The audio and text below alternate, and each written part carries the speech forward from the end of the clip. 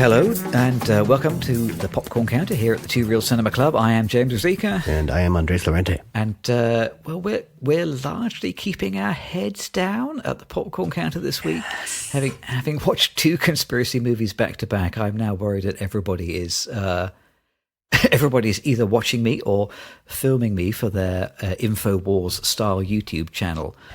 Or maybe it's just the government listening in through Siri. I'm just feeling a little bit more paranoid than usual. I think my mustache keeps us safe.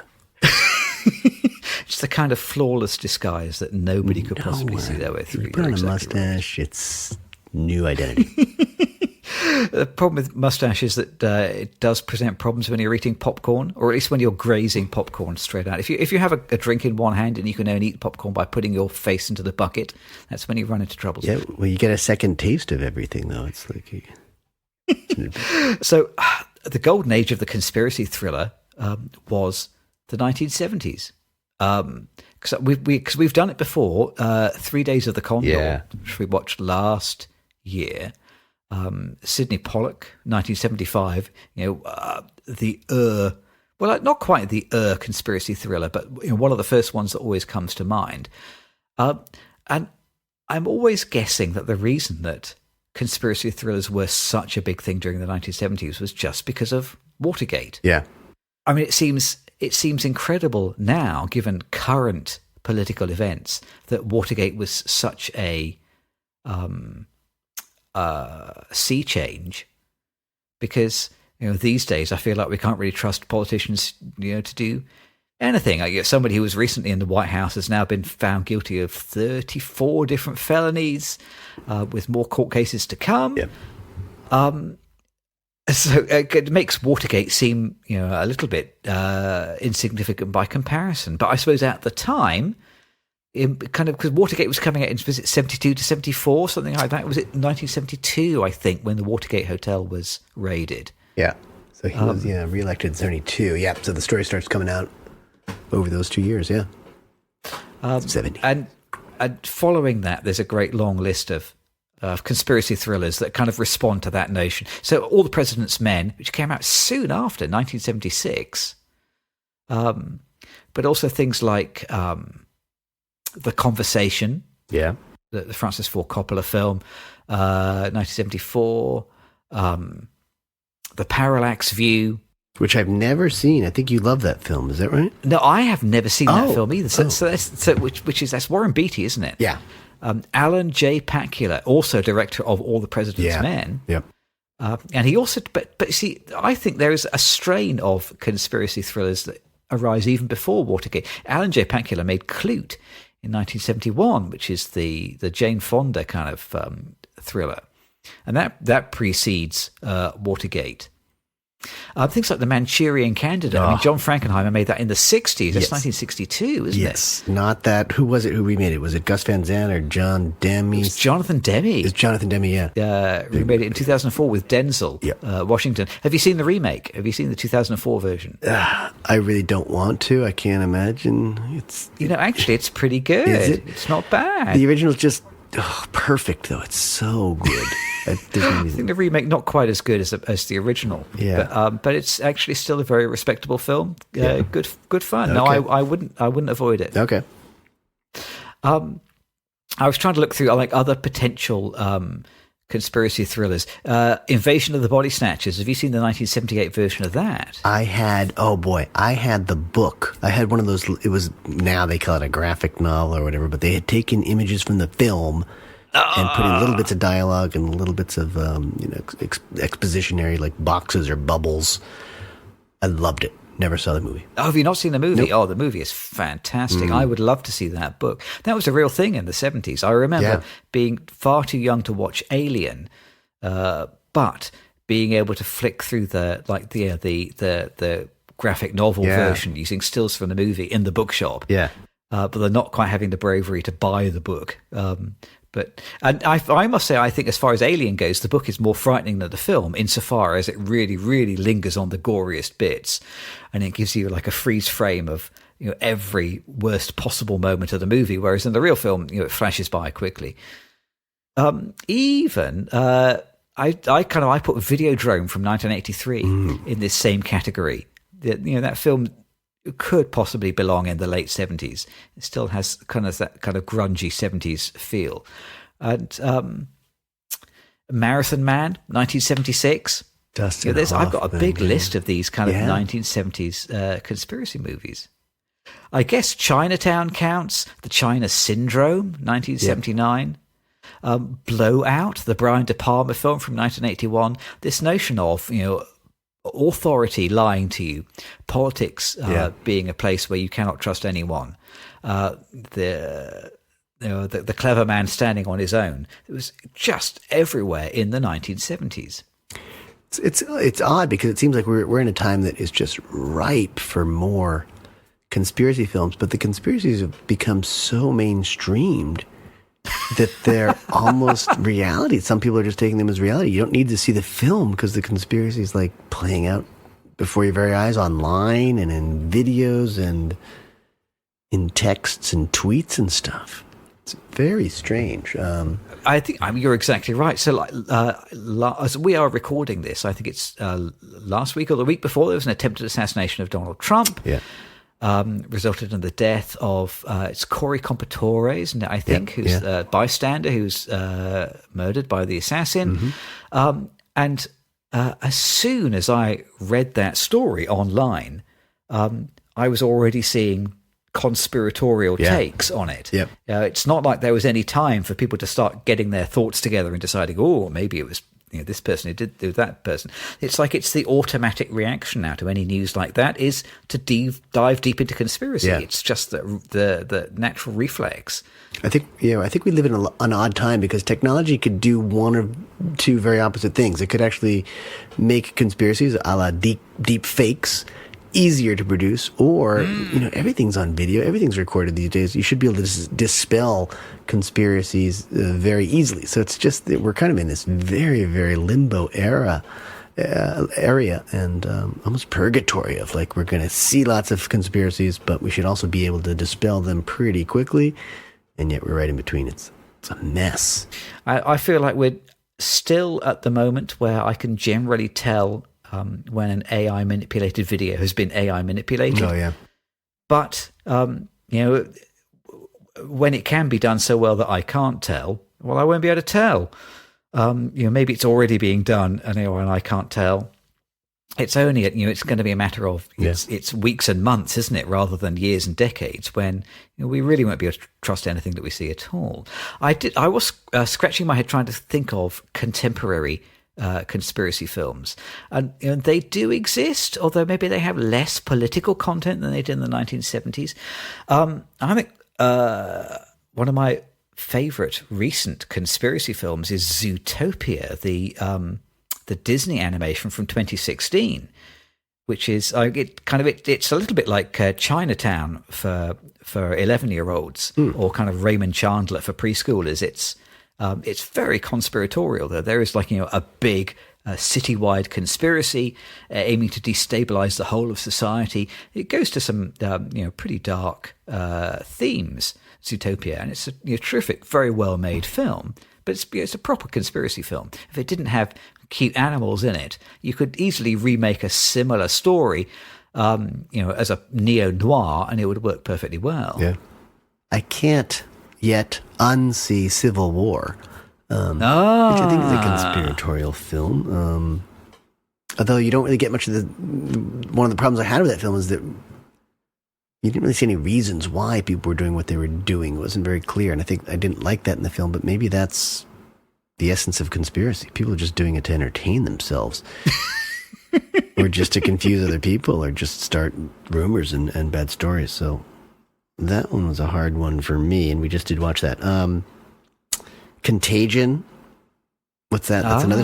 We were talking a little bit about Aaron Brockovich in the last podcast, I guess. That's a really good film. That's probably 2006, 7, somewhere in there, I think. Something like that. 6 to 10, anyway, somewhere in there. Which I think it's sort of an explanation story. They're trying to figure out what caused this and what can prevent it. But it's Jude Law's character who's really into conspiracies, and he's walking around in that little dome costume where he's not going to catch the disease. I love that.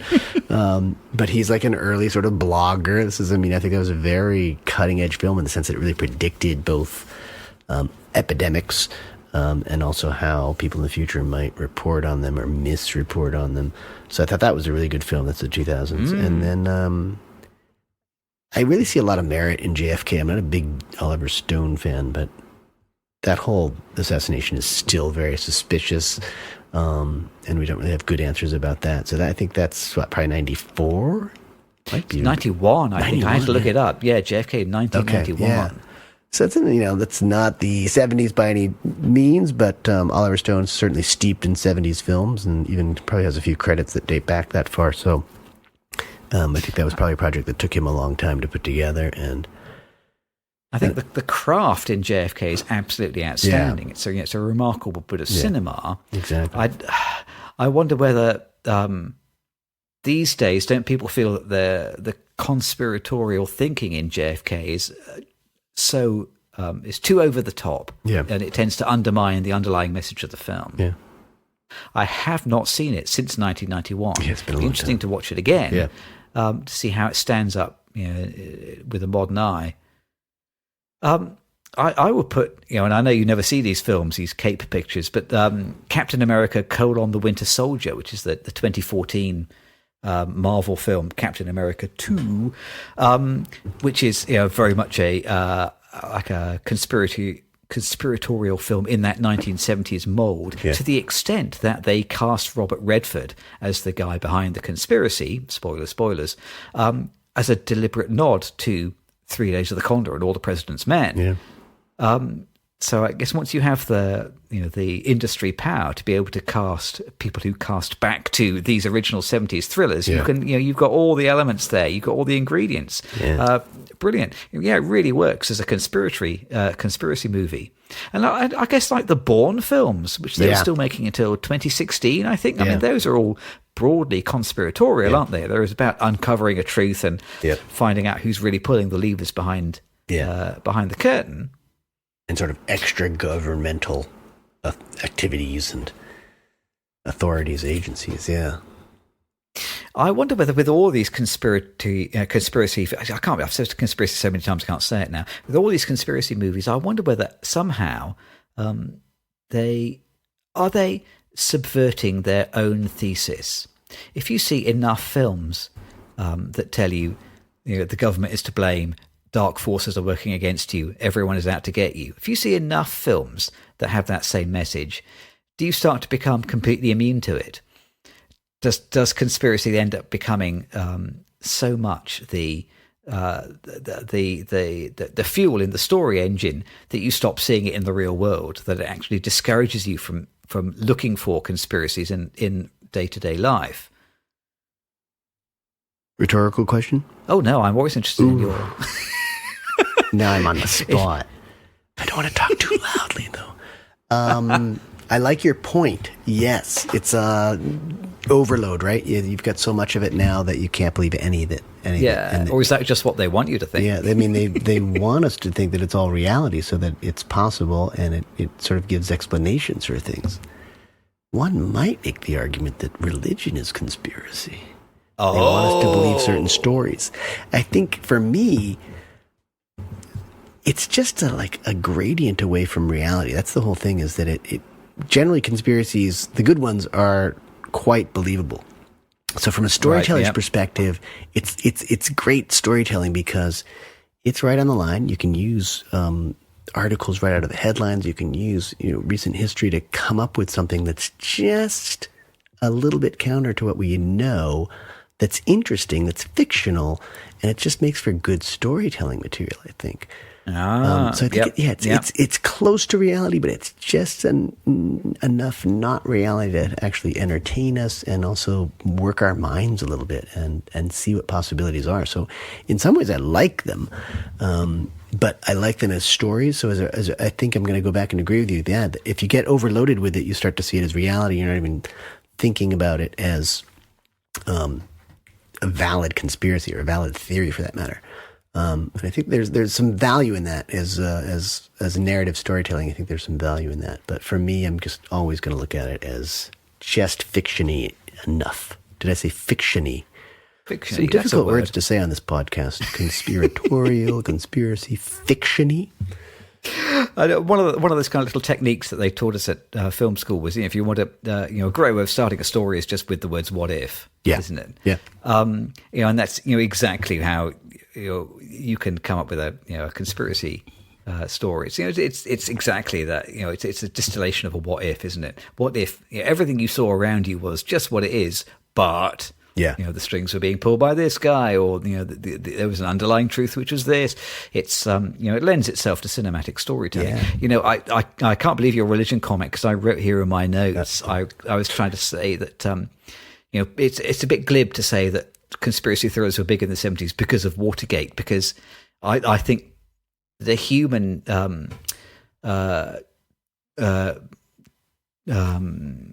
magnetism for conspiracy, the way that we are drawn to conspiracies, is deeper than that. I wonder whether conspiratorial thinking, it is a fundamental of human nature. And I've written here in my notes, the Bible is a conspiracy story. Ooh. The Bible is full of hidden secrets, isn't it? Yeah. Great powers plotting overhead, ordinary people who learn incredible things, and then they're dismissed or threatened by those who are in power.